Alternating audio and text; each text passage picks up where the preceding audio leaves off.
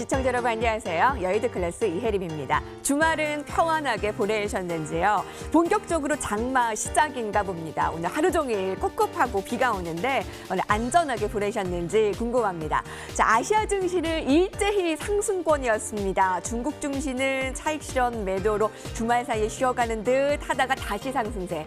코로나19 백신 기대감으로 일본 증시도 오름세, 중화권 증시 모두 다 상승세였고요. 오늘 국내 증시 양시장 모두 상승세였는데 마감 지수 볼까요? 자, 코스닥도 상승세가 두드러졌고요. 780포인트를 회복을 했고요. 외국인과 기관의 순매수세에 힘입어 코스피는 2180까지 뛰어넘었습니다. 1.6% 넘게 상승했습니다. 양시장 오름세. 자, 여의도 클래스가 월요일 순서를 아주 알차게 준비해서 여러분들이 한 주 주식시장에서 운전하는데 아주 어려움 없도록 잘 안전하게 가실 수 있도록 도움드리겠습니다. 자, 두 분의 전문가가 기대를 하고 있는데요. 대기하고 있는데요. 오늘 참여 방법도 같이 알려드릴게요. 무료 문자 메시지 013-3366-8200번으로 전문가들에게 하고 싶은 말이나 관전평, 또 응원의 메시지 보내주시면 저희가 오늘도 선물을 준비했습니다. 많은 기대해 주시고요. 여의도 클래스 전문가분들 만나러 가겠습니다.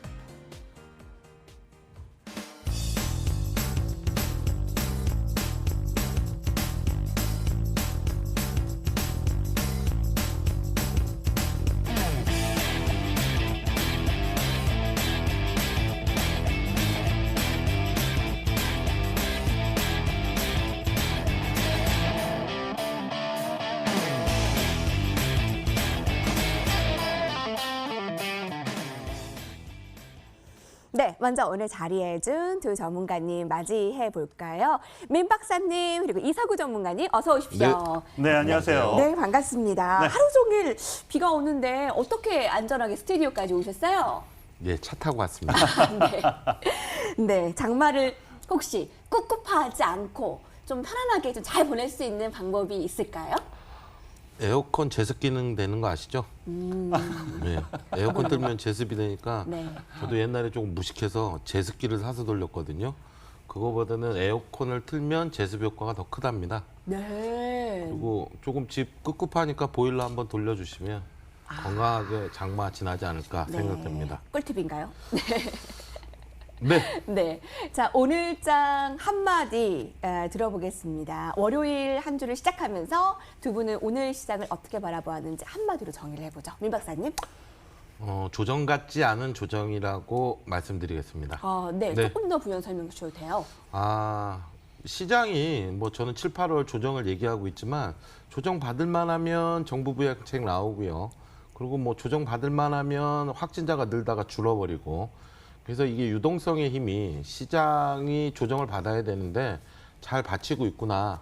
그래서 가격 조정보다는 시간 조정으로 흐를 가능성이 굉장히 커 보이거든요.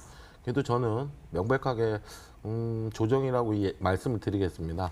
뭐 조정이라 그러면 사람들은 항상 뭐 폭락이요 이렇게 얘기하는데 그게 아니라 많이 가기 위해서는 도약해야 되는데 일반적으로 종목들이 좀 쉬다 가거든요. 그래서 비대면 주식도 보셔서 알 겁니다. 수개월 전에만 해도 횡보하던 장세가 이제 고가를 돌파하고 가는데 그래서 지금 장세는 조정 장세이기 때문에 개별적으로 그리고 오늘 경기민감주 못 갔었거든요. 경기민감주 이제 제가 얘기한 현대차도 상승 흐름을 나오는 거 보면 시장이 밀리더라도 대안 종목들이 탄탄하게 올라오겠구나 그런 생각이 듭니다. 네. 이서구 전문가님. 네. 예, 뭐 지난주 월요일 날 한번 말씀을 드렸었는데요. 증시는 아직 고고고라고 저는 한 번 더 말씀을 드리고 싶습니다. 일단 전반적으로 놓고 보면요, 시장 건강한 것 같습니다. 건강하면은 더 갈 여력, 체력 충분히 된다라고 생각이 되고요. 과거 같은 경우에는 우리나라 이 올라갈 만하면 주변 환경에 체력이 부족해서 떨어지고 그랬거든요. 근데 이번 상승 3월부터 여태까지 달려온 상승세 체력적으로 아주 건강하게 돌아가고 있다라고 볼 수가 있겠습니다. 그러면 왜 그렇게 생각하는가 생각을 하면요. 수급 쪽에서 보면은 잘 돌아가고 있습니다. 잘 돌아간다. 이 말뜻을 잘 이해를 하셨으면 좋겠는데요. 외국인 기관이 파는데 잘 돌아간다고 생각하실 수 있죠.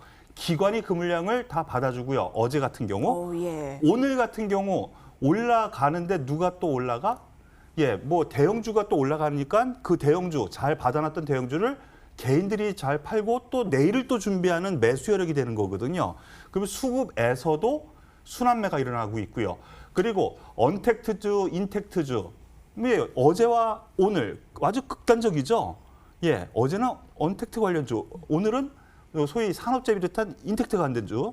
예, 이렇게 순환매가 업종 테마에서도 일어난다라는 거 보면은요. 지금 증시 건강하다. 그리고 잘 돌아가고 있기 때문에 저는 충분히 더 갈 여력 있다 말씀을 드리겠습니다. 네, 수급적으로 잘 돌아가고 순환매 잘 돌아가고 시장은 건강하다라는 이서구 전문가님. 그리고 임 박사님은 7, 8월에 좀 조정을 예상을 하는데 지금 조정 같지 않은 조정 이렇게 한마디를 주셨어요. 자, 여러분 좀 더 본격적으로 시작해 볼까요? 이것이 클래스로 돌아오겠습니다.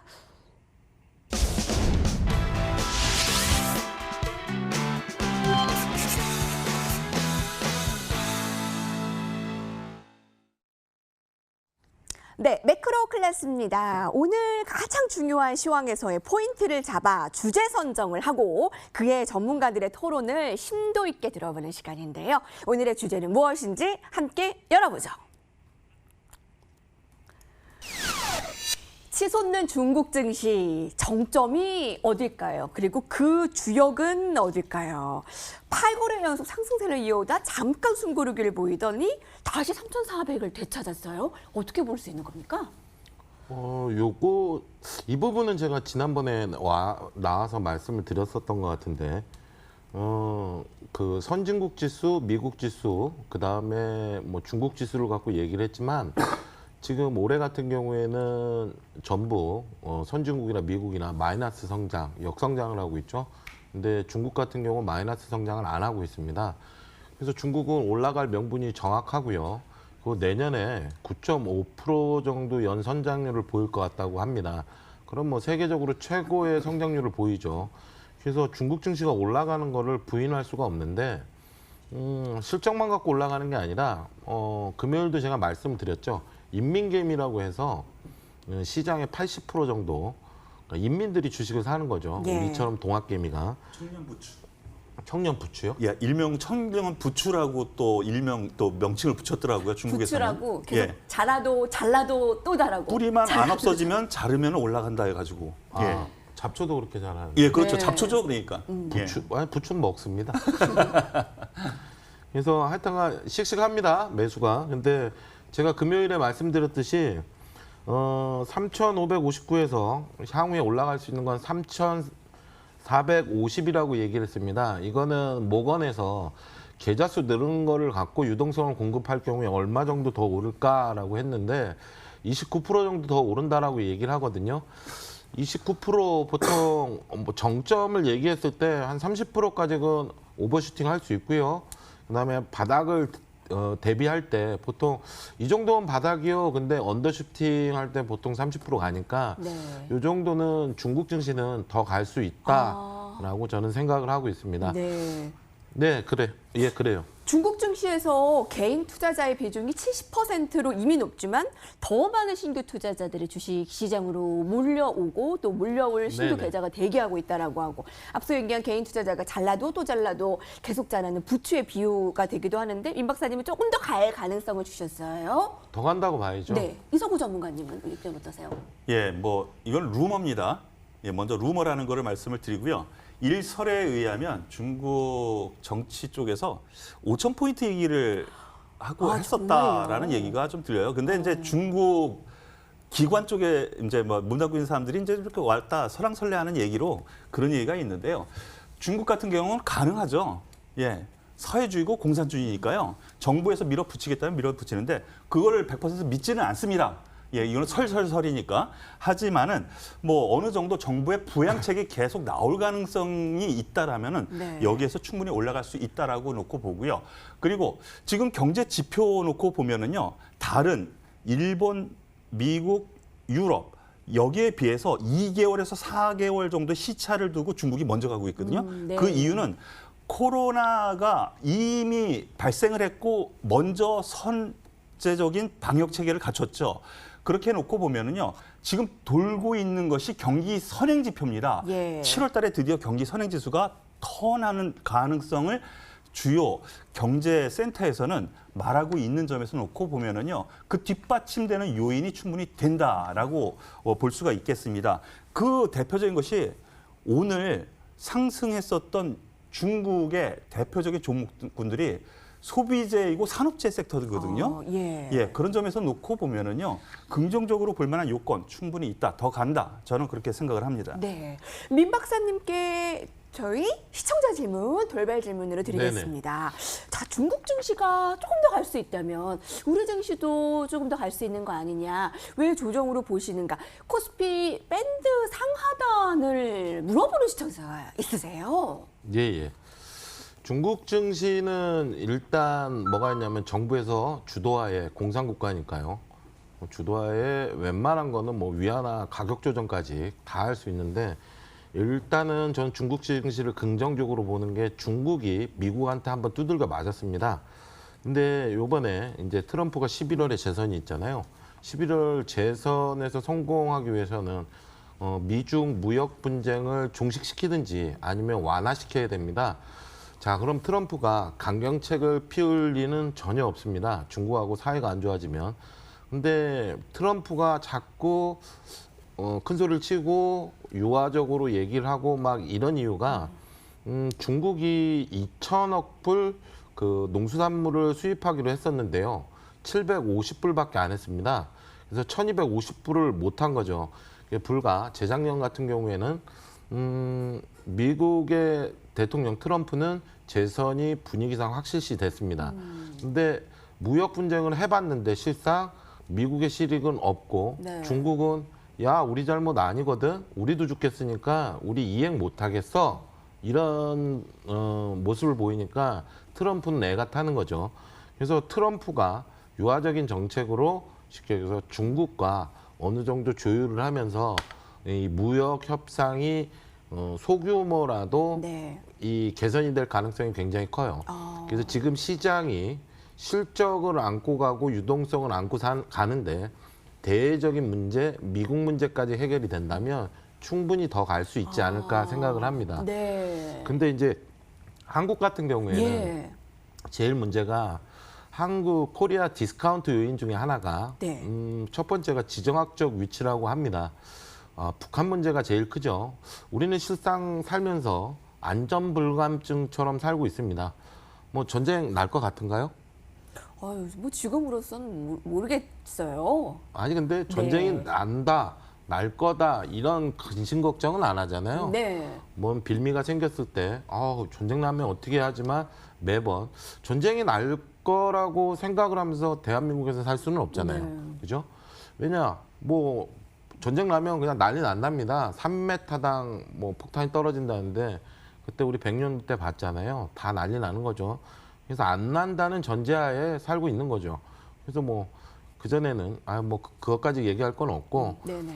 그러니까 이 북한의 전쟁 도발 가능성 그리고 이 북핵 그러니까 지정학적 이유라고 분명히 얘기하는데 네. 우리보다는 외국인의 시각은 굉장히 불안한 나라입니다. 예. 아니, 내가 투자한 나라에 전쟁이 나서 기업들이 망가진다면 근데 한국은 이 지정학적 리스크를 안고 가고 있죠. 중국하고는 틀립니다. 그렇다고 해서 중국을 뛰어넘는 성장률을 보이고 있지는 않아요. 근데 한국 증시가 올라가고 있는 이유 중에 하나가 미국, 그다음에 유럽 이런 나라보다 훨씬 낫더라. 우리 경제 성장을 하고 있구나. 내년에는 확실히 더 보여주겠구나. 근데 지정학적 리스크를 갖고 있죠. 또 미국, 중국 문제가 있죠. 네. 그래서 트럼프와 시진핑이 좋은 얘기만 나오면 증시는 바로 화답을 합니다. 그리고 한한령이라고 해서 또 제재를 받고 있으니까 여차저차 따지고 보면 해결 문제인데 증시의 발목을 잡는. 네. 근데 이런 문제들이 트럼프의 정책과 연관이 굉장히 크다. 그래서 중국 증시는 이렇게 갈 거야라고 예상을 하지만 트럼프가 재선을 위해서 김정은과도 화해 정책을 그래서 조금씩 해결은 해놔야죠. 무역 분쟁까지. 그래야지만 증시가 더 탄력을 받을 것이다. 그래서 제가 7, 8월은 조정을 보이지만 11월 근접해서는 한국 증시가 가지 않을까. 그리고 네. 코스피는 걱정 마세요라고 얘기하지만 코스닥을 걱정한다라고 얘기를 했죠. 예. 예, 코스피는 공매도 영향권에서 많이 벗어나는 편인데 코스닥은 시장이 조정을 보인다. 시장을 공매도가 밀어버린다. 그러면 심하게 빠지는 경향이 있으니까 얘기를 하는 거예요. 그래서 전체 시장을 봤을 때 지금 시장은 괜찮다, 좋은데? 근데 향후에 7, 8월을 조정장으로 생각한다면 어느 부분이 걱정이 되지? 그럼 저는 코스닥이요라고 얘기를 하고 있어요. 예. 그리고 제 입장에서 너무 선행해서 얘기를 하는 것 같아요. 7월이 지난 8월 뭐 중순 정도, 뭐 초순 정도 얘기를 해주면 제일 좋았을 텐데 계속 걱정 많은 사람이죠. 걱정 많은 전문가구나라고 할 수 있는데 제가 봤을 때 주식이라는 거 수익보다 자기 원금을 지키는 게 우선시 돼야 되지 않은가. 그래서 염려 섞여서 계속 말씀을 드리고 있는데요. 제 입장은 그냥 증시가 다 폭발적으로 오르길 바랍니다. 네. 뭐 내려서 좋은 게 뭐가 있습니까? 네. 저는 절대로 파생을 안 하거든요. 그래서 시장이 올라가기만 하는 바라는 사람입니다. 네. 네. 그래서 네. 코스피, 코스닥 봤을 때 코스닥이 조금 더 안전하지 못합니다라는 얘기를 해주셨고 시청자분들께서 궁금해하는 민 박사님의 그런 코스피의 상하단의 밴드 뷰를 여쭤봐도 될까요? 그 미리 준비해야 되는데 이거 생각해야 됩니다. 차트 보면서. 네. 잠깐만요. 일단은 슈팅은 나올 것 같습니다. 우리가 이 코스피는 1000일선 밑에 있거든요. 2300인데 제가 볼 때는 못해도 한 2400, 300 정도는 가져야 되는 거 아닌가. 근데 그때 상황 봐야 되겠죠. 제일 중요한 거는 지수 대비 수익률을 원하신다면 이게 정확하게 맞아 떨어져야 되지만 지금은 지수 대비 수익률보다는 종목 수익률이 저는 우세하다고 보거든요. 그리고 그 정부에서도 뉴딜 정책을 펼치고 있습니다. 그래서 뉴딜 정책의 옳다 틀리다를 떠나서 산업적인 혁명, 구조조정이 생기고 있기 때문에 저는 종목 수익률이 더 뛰어나다고 봐요. 그래서 우리가 2,400이 가면 뭐 전 국민이 부자가 되는 것도 아니고 근데 2,400까지 갈 자리가 있다는 건 조정이 나와도 깊지는 않다라고 생각할 수 있겠죠. 그래서 염려할 증시는 아니다. 근데 조금 웃긴 건 네. 신종 코로나로 보면 3월 19일 기준이거든요. 3월 19일에 이만큼이 빠졌는데 코로나 전에 아무 문제 없었거든요. 그렇죠? 요 전에 문제 없었는데 증시가 이걸 넘기려고 그럽니다. 확진자는 자꾸 늘어나고 신종 코로나로 이렇게 심하게 뺀 증시가 신종 코로나는 진정 상태가 없는데 증시는 그걸 넘으려고 그러는 건 되게 웃긴 거죠. 중국은 감소 추세인데 미국 증시 또한 그렇고 그래서 지금 그 인민개미 로빈훗 막 얘기하고 그러는데 이게 그 얼마 전 금요일에도 똑같이 얘기했지만 집단 체면 같아요. 유동성을 공급하면 정부에서 증시는 그냥 냅두지 않는다. 유동성 공급해서 증시는 분명히 살릴 거야. 그 기대감에 미국이나 중국이나 그냥 묻지마식의 성격으로 가거든요. 그래서 논평 같은 거 보면 지금은 좋지만 이 밸류를 따지지 않는 투자자들은 나중에 어떻게 할 것인가에 대한 고민도 나오더라고요. 근데 지금은 크게 염려할 건 없습니다. 그래서 저는 조금 염려 섞인 얘기를 하고 있을 뿐입니다. 예. 이석우 전문가님, 네. 월가의 베테랑이라고 불리는 마이크 노보그라츠 증시 이상 가열에 대해서 경고를 했잖아요. 네. 개미들 빨리 탈출하라. 지금이 뭐 예전에 과열의 그 징조와 비슷하다라는 얘기를 했는데 그것에 대해서는 어떻게 생각을 하세요? 그냥 시청자 투자 여러분들께서는 지나치는 말로 하셔도 될 것 같습니다. 조지 소로스가요. 2,400포인트 우리나라 1,400포인트대에서 우리나라에서 뭐라 그랬냐면요. 신문에 대서특필이 됐었는데요. 나는 다 팔았는데 더 떨어질 것 같아. 이런 말을 했거든요. 더 떨어질 것 같아라고 했거든요. 하락 포지션을 잡았다고. 제가 다른 방송에서 무슨 얘기를 했냐면은요. 거기에서 올라오고 있으니까 나는 다 팔았는데 여기서 더 올라가면은 나는 그러면은 배가 아플 것 같아. 이렇게 해석해도 될 거다라고 얘기를 했습니다. 저는 같은 맥락으로 저는 그런 세계 석학이라고도 할 수 있겠지만요. 반대로 더 간다 쪽에 초점을 맞춘 사람들도 분명히 있다라고 생각이 됩니다. 그리고 또 한 가지 생각을 해볼 거는 뭐냐면요.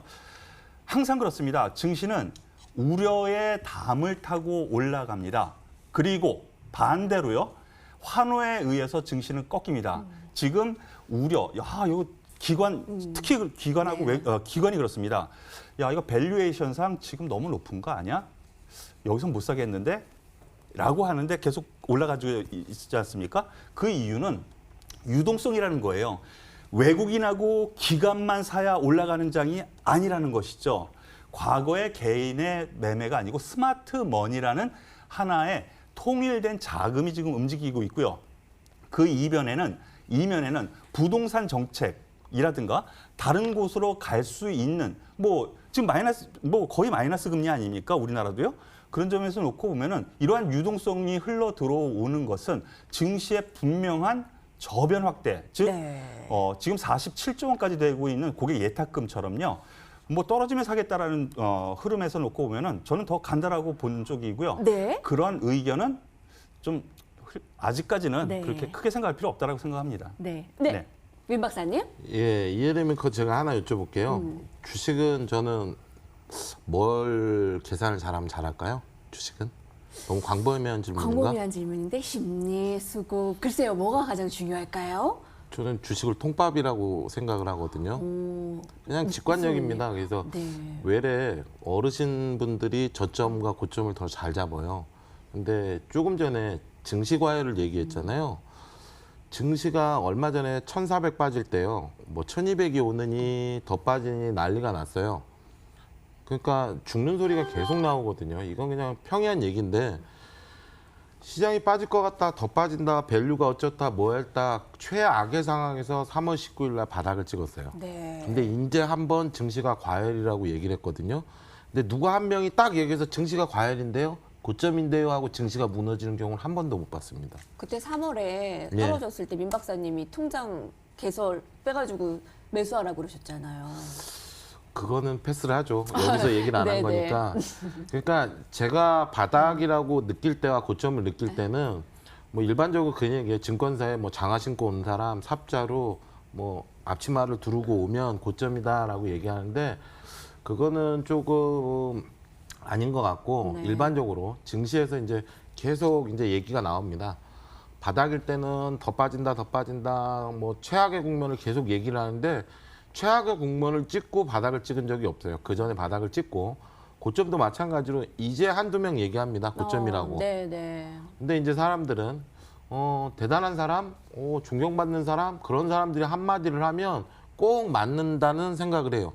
근데 사실상 못 맞출 때가 더 많습니다. 워렌 버핏은 절대로 실패하지 않는 투자자처럼 생각됐죠. 근데 요번에 개인 투자자 로빈훗이 이겼습니다. 그분이 판 걸 다른 사람이 사서 수익을 내는 거죠.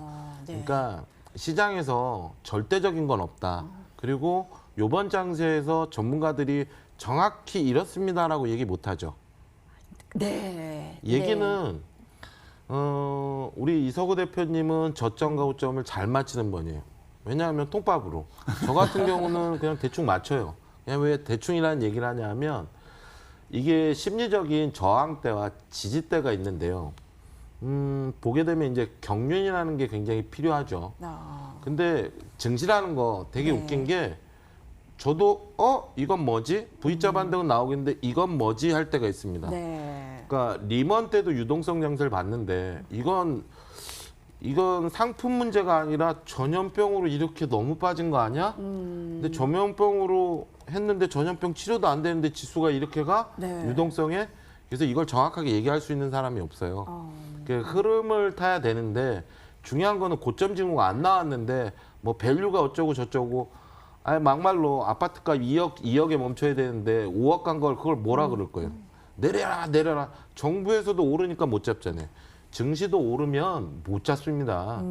증시 죽어 있는 거 살리는 거 어렵고 고점을 올라갈 때 끄집어 내리는 거 쉽지 않거든요. 근데 이 유동성 장세의 끝을 어떻게 생각하시냐면 네. 금리 인상을 하겠다라는 얘기가 나오면 돼요. 그 전까지는 그냥 간다. 네. 아니 돈이 남아 도니까 제로금리니까 내가 은행에 돈 넣느냐. 에이. 그래서 요즘 개인 투자자 항상 하는 말이 저한테 네. 물어보는 게 10년 벌 테니까 주식 살만한 거 있나요? 이거 하고 은행 이자가 제로니까 저는 한 3%만 놔도 되는데 그런 거 없나요? 요즘 추세가 그래요. 그래서 아무나 주식을 안 하려고 그러는 사람도 합니다. 그러니까 조금 전에 건 기후에 불과하다. 그래서 걱정하지 마라. 라고 말씀을 드리겠습니다. 유동성의 힘으로 오르는 장세의 끝은 정말 명쾌하네요. 금리 인상에 대한 얘기가 나올 때 그 전까지는 조금 더 유동성의 힘을 믿어도 될까요? 그리고 지금 지수도 중요하지만 여러분 역시나 내 개별주의 장세, 내가 어떤 종목을 가지고 있느냐. 잠시 후 라운드 2에서 이어가겠습니다.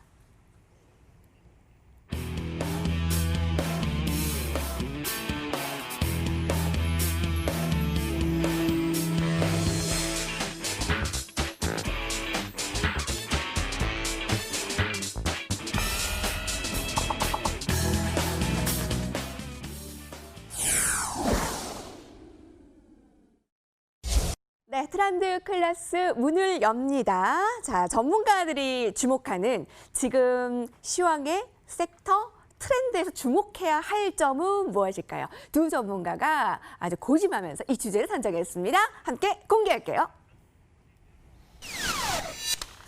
7월에 자동차 수출 소폭 증가, 시동을 거나 자, 이 부분 의미를 찾아보겠습니다. 7월 들어 10일까지 수출이 지난해 같은 기간보다 좀 감소를 했는데 반도체나 승용차 부분은 오히려 올랐어요. 네네. 네, 주목하시는 부분이 있는 건가요? 일단은 자동차 부분에서는 이 대표님이 자동차 회사도 다니셨습니다. 그래서 이 대표님이 조금 설명해 주시죠, 먼저. 일단은요. 자동차가 먼저 총대를 메고 앞으로 진군한 것 같습니다. 오늘 그 힌트를 보여준 것 같습니다. 그런데 그 촉을 민 대표님께서는 지난주에 현대차를 또 추천을 하셨죠. 네, 그랬잖아요. 촉감 아주 좋은 것 같습니다. 그런데 오늘 일단 첫 단추를 갖다가 꿰면서 추가 상승 가능성을 연달아줘야 되겠다라는 것이 저는 생각이고요. 그 밑바탕 저변에 깔려 있는 거는요. 우리나라 자동차 수출 증가율도 있지만은요. 중국에서의 이 생산이라든가 그 데이터가 나왔는데 그 데이터에 대해서 잠시 설명을 드리겠습니다. 네. 예, 그 데이터 잠시만요. 예, 6월 자동차 판매량이 전월 대비 4.8% 늘었습니다. 그런데 여기에서 생각해야 될 것이 역대 최고치라는 부분이고요. 그리고 생산량도 6.3% 증가했습니다. 이거 잘 생각을 한번 해보자고요. 판매량이 4.8% 늘었습니다. 그런데 생산량은 6.3% 증가했어요. 그러면 재고가 2% 남죠. 네. 그렇게 되죠. 네. 그러면 이 생산업체가 바보니까 안 팔리는 거 공장에 쌓아놓기 위해서 2% 만들었을까요? 아닙니다.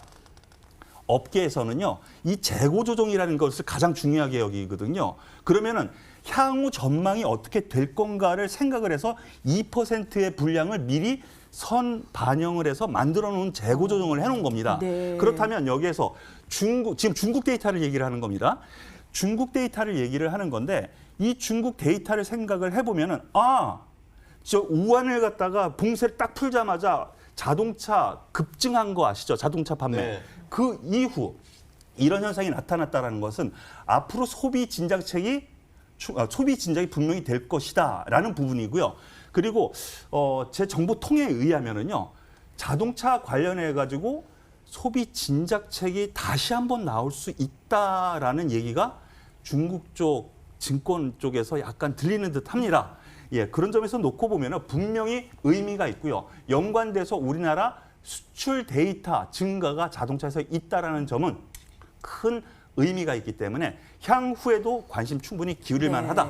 이렇게 말씀드릴 수 있겠습니다. 네. 연말에 네. 현대차가 14만 원, 기아차가 4만 원까지 상승할 가능성이 있고 이제 주춤했던 자동차주 전기차 임팩트를 가장 선두로 하고 또 다른 또 매력 충전으로 더 갈 수 있는 사항들이 있는 겁니까? 임 박사님 어떻게 보세요? 일단은 이게 경기 민감주거든요. 경기 민감주라는 건 이제 수출을 해서 먹고 사는 기업들, 반도체, 자동차 이런 부분이 있죠. 그리고 철강 부분이 있는데, 아까 G2 무역 분쟁 해결 가능성에 대해서 얘기를 했고요. 중국 증시 호전되니까 수출 가능하겠죠. 근데 이제 제가 생각하는 거는 현대차가 더 빠질까? 더 안 빠지면 바닥일 거고 바닥이면 사면 될 거 아니에요. 현대차가 망하는 기업이 아닌데. 근데 현대차가 최악의 그 국면을 맞이한 거죠. 왜냐하면 미국에서 뭐 6만 명씩 확진자가 늘어나고 소비를 안 하고 있죠. 뭐 저 같아도 뭐 나갈 일도 없고 차 굳이 바꿀 일 없잖아요. 근데 그 보게 되면 이제 매출은 23%가 줄었고 영업이익은 73%가 줄었습니다. 네. 거기에서 기아차는 또 노조 데모까지 하고요. 그래서 자동차 주가를 언제 사면 좋을까 고민들을 할 겁니다. 근데 네. 여름이 보통 최적기이기 때문에 제가 현대차를 얘기를 해요. 아. 이유는 춘투하투라 그래서 봄에 그 임금 협상을 하고 여름에 임금 협상을 하는데 요번에는 임금 협상이 아니라 기업이 실적이 안 좋으니까 그러니까 지금 현대차가 하고 기아차 이쪽에서 하는 거는 내연 기간을 줄이면서 전기차로 넘어가기 위해서 직원들을 슬슬 정리하겠다. 그래서 노조 측에서는 우리 일할 수 있는 그 보장해라. 돈보다는 이런 분위기로 지나고 있어서 이 분위기가 지나고 나면 내년보다 바로 저는 코로나로 소비재 쪽 요쪽만 살아난다면 현대차는 굉장히 잘 될 것 같아요. 일단은 저는 이제 차를 그나마 이제 좋아하는 편이라 이렇게 쭉 이렇게 보거든요. 네네. 근데 요번에 GV80이나 G80 이렇게 봤을 때 얘기 이렇게 쭉 들어봤거든요, 사람들. 네. 야, 여기에 진짜 벤츠나 BMW, 아우디를 달아놨으면 엄청나게 팔렸을 것 같습니다. 근데 네임밸류라는 게 있는데 현대차가 이렇게 디자인의 혁신을 할 수 있나? 라고 저는 깜짝 놀랐거든요. 그래서 와, 이건 누가 봐도 외제차다. 가격도 비싸지는데 그래서 현대차가 네임밸류가 쉽게 해서 제네시스 있잖아요. 한 단계 업그레이드 돼서 렉서스의 흐름을 보이지 않나. 렉서스의. 그래서 지금 내수 쪽에서는 사실상 생산량은 늘었습니다. GV80이나 G80 같은 경우에 인기가 뭐 몇 개월을 기다려야 돼요.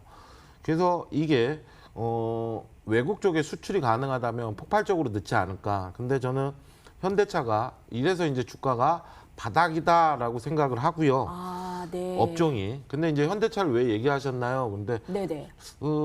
전 현대차보다 기아차가 주가 탄력은 더 클 것 같아요. 네네. 근데 이제 현대차를 얘기하는 건 삼성전자 하이닉스 있으면 삼성전자 얘기하는 게 제 스타일이고 주가 탄력은 기아차가 분명히 높다라고 얘기를 해요. 특히나 이제 현대차나 삼성전자가 못 가는 이유가 네. 지배구조 때문에 그래요. 지금 정의선 부회장이 이제 회장이 돼야 되는데 지배구조를 생각한다 그러면 주가 쉽게 올라가지는 않을 것 같거든요. 예. 그렇다고 해서 내려가지도 않을 것 같아요. 아, 예. 이따가 ASR 부분은 지금 조금 해도 될까요? 현대차 얘기했었던 부분이 있으니까. 아, 현대차, 네네. 예. 네. 현대차 같은 경우 여러분들 어떻게 생각하셔야 되냐면 오늘 경기 민감주가 갔어라고 생각하지 말고 저는 지금 세상을 흔들 수 있는 건 새로운 업종, 반도체일까 뭘까 뭐 드론 뭐 이렇게 얘기하는데 드론 집까짓 게 비싸봐야 얼마나 비싸고 뭘 하겠습니까? 근데 지금 세상이 바뀌고 엄청나게 비싼 게 바뀌고 있는 게 자동차입니다. 지금 현대차가 수소차에 손을 대가지고 자, 목표가 좀 잘못된 것 같죠? 예. 목표가요? 네네. 예, 3만 원이네요. 예, 예. 13만 원 해줘야 될 것 같은데. 아, 네네. 예, 예. 네. 저걸 지적을 하시네. 자, 현대차 다시 설명할게요. 현대차는 황골 탈퇴, 그래서 산업적인 혁명 중에 주도적인 역할을 하고 있다. 지금 스위스에 수소차를 쉽게 해서 수출을 시작을 하는데요. 지금 친환경 자동차는 앞으로 향후에 내연기관이 없어집니다. 현대차가 지금은 내연기관 완성차 업체에서는 굉장히 뛰어난 편인데 이대로 가다가는 고사할 가능성이 굉장히 큽니다. 그래서 현대차가 하고 있는 게 정의선 부회장이 네. LG, 삼성, SK 다 만나고 있습니다. 이유는 배터리의 수급입니다. 그래서 여지까지 현대가 만들었던 전기차는 그냥 전기 모다에 2차 전지를 달았던 기본 플랫폼을 써서 근데 테슬라처럼 완전히 뒤바뀐 차가 내년에 나옵니다. 거기에 수소 상용차까지 한다 그러면 현대 급신장은 테슬라만큼은 못 쫓아가도 웬만한 기업이 된다라고 보거든요. 그 수소 부분에서는 현대차가 지금 테슬라가 가는 거는 화물차가 아닌 소형차거든요. 네. 승용차 위주로. 그래서 전기차는 승용차로 가고 화물차는 수소차로 간다면 현대차가 승산이 있다고 봅니다. 그래서 지금 못 가는 이유 중에 하나가 산업적인 변화입니다. 내연기관 아무리 잘 만들어도 사람들이 선호하는 건 전기차인데 그래서 현대차를 중장기 포지션으로 말씀을 드린 거예요. 비대면 주식 좋죠. 근데 현대차 같은 거 이 정도 사두면 손해볼 거 없다. 그래서 말씀을 드리는 겁니다. 10만 원에 매수를 해서 지금 여름에 매수하기 현대차 적기예요. 여기서 더 빠질 것도 없고 빠진다면 오히려 매수. 13만 원의 목표가 보고 있는데 증권가에서는 14만 원까지 연말까지 시기 이렇게 보고 있습니다. 하반기 신차 출고와 수요 회복 재료 더해지면서 이런 재료를 다 차치하고라도 지금 시기가 굉장히 현대차에게는 좋다. 기아차도 좋다. 자, 이성구 대표님 뭐 말씀 주실 거 있으신가요? 예, 저도 같은 맥락으로 자동차 쪽은 되게 간다라고 생각합니다. 그리고 지금 수남매가 잘 일어난다 그랬잖아요. 근데 경기 민감주 섹터에서는 반도체도 있지만은요. 자동차가 지금 쌍두마차로 저는 갈 거라고 보고 있거든요. 네. 지금 대표적으로 오늘 올라왔다라고 얘기하는데 준비는 이미 시작을 했습니다. 왜 그러냐면은요. 이 코로나 문제로 인해서 세계 각 주요 메이저 업체들의 공장들이 셧다운들이 많이 됐었어요. 그런데 현대차가 셧다운율이 제일 적었습니다. 즉 언제든지 생산해서 판매할 수 있는 흐름이 좀 나올 수 있는 여건을 좀 가졌다라고 볼 수가 있겠고요. 네. 미국 쪽에서 판매도 또 생각보다는 양호한 흐름. 그럼 돌발 질문으로요. 네. 완성차와 부품주 가운데서는 어디가 조금 더 매력이 높게 평가될 수 있을까요? 예, 완성차 일단은 기준선, 대장주와 주도주는 다릅니다. 즉 뭐냐면은요. 주도주는 주변 시장이라든가 그 업종을 끌고 가는 종목입니다. 그리고 그 중에서도 두각을 나타내는 종목을 대장주라고 하거든요. 근데 현대자동차가 주도주입니다. 즉 대표성이 있고요. 주변 종목을 끌고 가니까 당연히 포트에 있는 거는 당연시 됩니다. 하지만 저 같은 경우에는 조금 더 나은 부품주, 즉 수익률이 좀 나을 수 있는 부품주 단에서 투자 선택을 좀 하는 편이기 때문에 그건 참고하시길 바라겠습니다. 네. 네, 임 박사님. 예, 저는 현대차하고 삼성 SDI에 관심이 많은데요. 네. 우리가 그 경제 파동상 10년 파동이 있습니다. 10년 파동이. 근데 2008년도 리먼 사태가 터졌을 때 현대차만 독야청청 올라가지고 5배가 올랐습니다. 그때 SDI도 꽤 올랐습니다. 몇 배. 예. 근데 지금 10년이 지난 시점 한번 체크를 해볼게요. 보통 보면 업종이 순환을 하거든요. 10년 후에 새로운 업종이 나오고 10년 후에 그 업종이 사라져버리는 그런 패턴이 나오는데 조선주 같은 경우는 아예 못 가잖아요. 망가졌잖아요.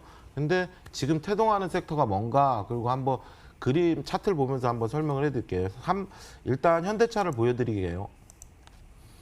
현대차 같은 경우에 리먼 사태 때 뭐 유동성 그때 분명히 풀었는데 이것도 소비재인데 이때 5배가 올랐습니다. 몇 년 동안. 그리고 몇 년 동안 계속 내렸습니다. 자동차는. 계속 내렸습니다. 밑도 끝도 없이. 자, 그러면 2008년, 2018년 지금 거의 10년이거든요. 그러면 그 업종은 단기적으로 5년에서 10년 돈다 그랬는데 사이클상도 지금 대바닥이 맞고요. 그럼 왜 SDI하고 같이 봐야 되지? SDI 2008년도 말에 바닥 찍고요. 올라오고 몇 년 동안 시세 없이 헤매다가 이제 진입장벽을 넘어버렸습니다. 테슬라가 성공했듯이. 그럼 현대차는 2차 전지, 쉽게 얘기해서 전기차나 수소차로 봐준다면 향후에 지금보다 훨씬 더 갈 수 있다라고 말씀을 드릴게요. 자, 현대차와 네. 거기에 삼성 한마디 SDI. 덧붙이면요. 업종 대표주의 현대차를 비롯한 자동차 2구, 굴뚝주 2구, 경기 민감주 2기도 하지만은 여기에 저는 성장성을 부여해야 된다고 생각을 합니다. 지금 뭐 전기차, 현대차 좀 갖다 대기가 좀 애매한 상태죠. 아직까지는요. 그렇죠. 하지만 여기에서 우리가 힌트를 얻어야 되는 것이요. 중국에서 성장률이 판매량이 가장 급증한 전기차가 어딘지 아십니까? 어딘가요? 현대차예요. 이게 불만 대수로 지펴지면 따지는 게 아니라 증가율로 따지면은요. 테슬라가 아니에요. 그런 점에서 놓고 보면은 네. 현대차를 비롯한 우리나라 자동차 업종은 굴뚝주라든가 과거 판매량에 의한 부분뿐만이 아니고 테슬라처럼 지금 전기차도 있고요. 그리고 거기다 니콜라 계열의 수소차도 있잖아요. 그러면 성장주로 이제는 봐야 되겠다라는 네. 것이 저의 생각이고요. 그 중에서도 저는 이제 현대차 아주 좋습니다. 그런데 그 뒤에 버티고 있는 조금 이따 설명드릴 종목으로 말씀을 드릴게요. 테슬라가 정말 대단하잖아요. 여기에 현대차가 조금만 더 수소 전기에 힘을 내준다면 가히 또 상상을 초월할 만한 성장을 우리가 맛볼 수 있는 걸까요? 자, 미래가 좀 기대가 되는 시점입니다. 여러분, 이제 종목 알아보러 갈게요. 라운드 3 넘어가시죠.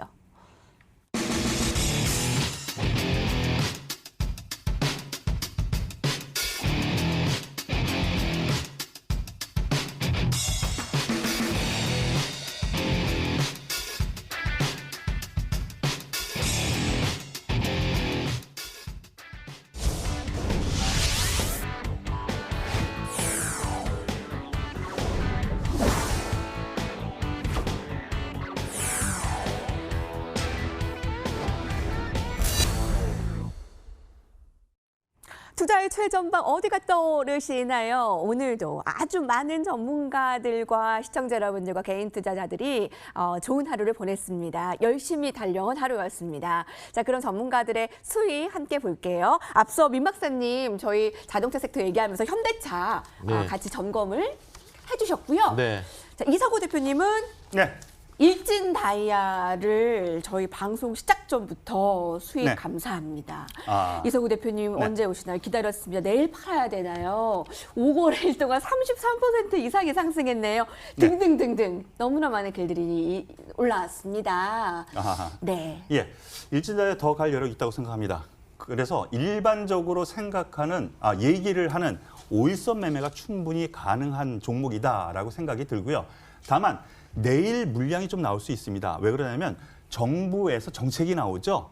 예, 뉴딜 정책이 나오는데 그 중에 하나가 또 이 수소 관련 이슈입니다. 그런 점에서 놓고 보면은 뉴스에 팔아라 해가지고 일단 한번 내일 물량이 나올 수도 있겠지만 밑에서 서서히 올라오는 이 오일선을 타고 가는 흐름이 앞으로도 충분히 유지될 가능성이 있기 때문에 기본적으로 제가 목표로 제시했었던 게 6만 원이었거든요. 뛰어넘었잖아요. 예, 그럼. 뛰어넘었고 네. 약간 밀렸지만은요. 뭐 가지고 계시다면 오히려 좀 더 끌고 가는 전략 그리고 신규로 저는 생각도 충분히 가능하다라고 생각을 합니다. 지금 5만 3천 원, 4천 원 요 권역은요. 충분히 지지받을 그런 영역이기 때문에 충분히 여기서 좋게 보셔도 되겠다라고 네. 생각해서 목표가를 저는 상향을 한번 해보겠습니다. 어디까지 올릴까요? 7만 5천 원까지는 일단 30% 정도 되죠?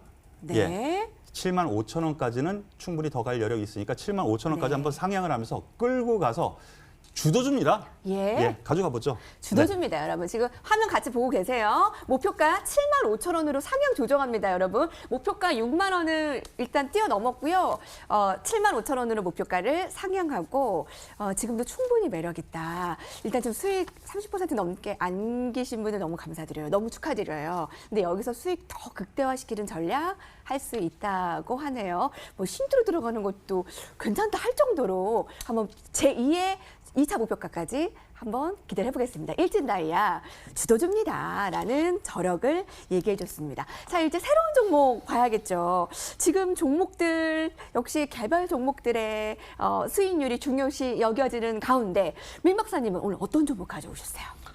저는 뭐 부끄럽죠. 왜요? 종목이 가질 않네요. 아닙니다. 현대차 지금 여름에 사서 저희 저력 갑자기 또 빵 터지면 난리 날 아니요. 것 같아요. 저희가 출연한 지가 이제 일주일 됐죠. 네. 근데 이서구 대표님이나 그다음에 백준수 대표 굉장히 잘하고 있습니다. 왜냐하면 지금 분위기 힘입어서 특히나 비대면 주식 NH 사이버걸즈 했죠. 그것도 급등이 나왔죠. 이번에 또 수소차. 그리고 금요일 날 백준수 대표하고 나왔을 때 백준수 대표는 수소차 관련해서 효성중공업 얘기하는데 오늘도 급등 나왔습니다. 효성중공업 떴고 예. 미코도 한번 또 떴더라고요. 이렇게 근데 잘- 출연이 며칠 안 되는데 굉장히 잘하죠. 그죠? 네. 눈에 보일 정도로. 그래서 감사의 제가 따름입니다. 예, 감사해야죠, 당연히. 이게 TV 방송에서 수익 나는 경우가 별로 없습니다. 맞아요. 이 정도면 굉장히 잘하고 있다. 네. 근데 저 같은 경우는 단기적인 측면보다는 중기적인 측면하고 그다음에 시장 지수를 볼 수 있는 종목을 일부러 얘기를 하고 있거든요. 삼성전자 사면 바로 수익 안 나는 거 알고 있습니다. 그리고 현대차도 어려운 거 알고 있고요. LG화학 우선주는 모르겠네요. LG화학이 오늘 급등이 했으니까. 근데 오늘 갖고 온 종목도 되게 깝깝한 종목입니다. 시장 지수를 볼 만한 종목. 네. 이렇게 저희가 알면 시장 되겠네요. 지수 바로미터는 삼성전자라고 생각하시면 됩니다. 삼성전자 얘기해 주셨고 현대차 얘기해 주셨고. 그렇죠. 오늘은 어떤 종목? 그러니까 외래 네네. 시장하고 역행하는 주도주가 아닌 비인기 종목이죠. 근데 그걸 왜 짚어드리냐 하면 지수가 7, 8을 조정이라 그랬는데 대세 바닥에서 진짜 최저점에 사면요. 종목 잘 안 팔고 끝까지 잘 갖고 갈 수 있습니다. 지금 정도면 바닥이다라고 찝어드리는 거예요. 자, 그리고 제가 얘기하는 종목은 한국전력입니다. 네. 한국전력 무거운 거 아시죠? 네네. 그럼 한국전력 일반적으로 전문가들이 나와서 종목 추천할 거 없을 때 추천하는 종목이 이거거든요. 첫째는 이제 전기요금이 오를 것 같아요. 올해 무지 더울 것 같아요. 전기 많이 쓸 것 같아요. 굉장히 더우니까 전기 많이 쓰게 되죠. 실적 좋아지죠. 뭐 이렇게 얘기하는데 제가 한국전력을 얘기해 드는 이유가 불과 얼마 전만 해도 네. 살만한 종목이 굉장히 많았습니다. 올라서가 아니라 LG화학, SDI 정도만 사줬어도 굉장히 좋았을 텐데 삼성전자나 하이닉스도 저점에 잡았으면 사실상 수익입니다.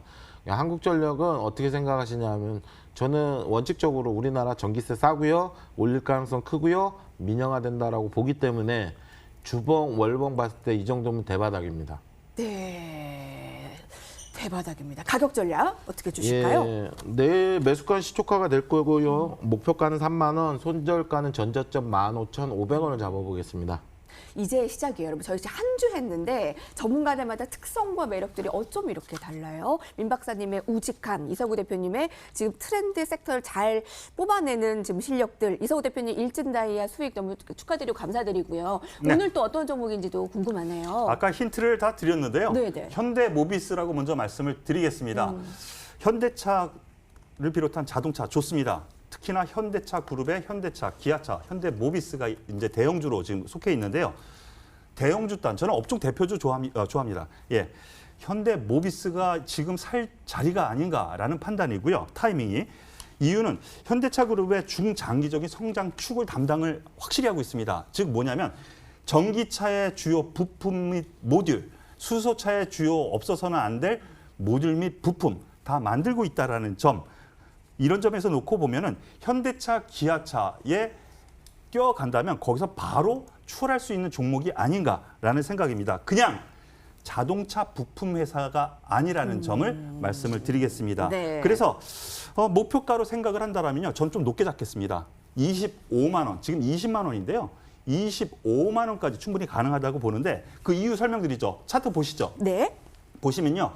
전 고점 때 한 번 있었습니다. 그런데 제가 제일 좋아하는 것이 바로 이 대형주에서요. 한 번 있고 저점을 안 깨는 이런 고점이 있었는데 그 고점에 갖다 놓은 상태를 매수 타이밍으로 잡는 것을 제일 좋아합니다. 그 다음날 상승 출발해서 뻗어 올리면 이건 추세 전환이라고 보거든요. 이런 점에서 놓고 봤을 때 긍정적이고요. 그리고 수급 주체로 놓고 보면은 지속적으로 연기금과 기관의 매수가 들어온다는 점에서 놓고 보면은 삼박자, 즉 모멘텀, 수급 이런 점에서 충분하다라고 생각합니다. 그래서 목표가 25만 원, 네. 손절가 19만 원 선으로 제시를 하면서 말씀을 드리겠습니다. 네, 오늘 종목은 한국전력과 현대모비스. 자, 두 분 너무 감사드립니다. 네. 오늘 저희 일주일 함께 했는데 이 열기를 어떻게 할까요? 여러분 감사드리고요. 여의도 클래스 함께 쭉 하시면서 안전하게 주식 생활 하시기 바랍니다. 저희 오늘도 무료 문자 메시지 많이 보내주셔서 감사드리고요. 베스트 관전평은 화면으로 보시길 바랄게요. 민 박사님, 이서구 대표님 감사합니다. 네.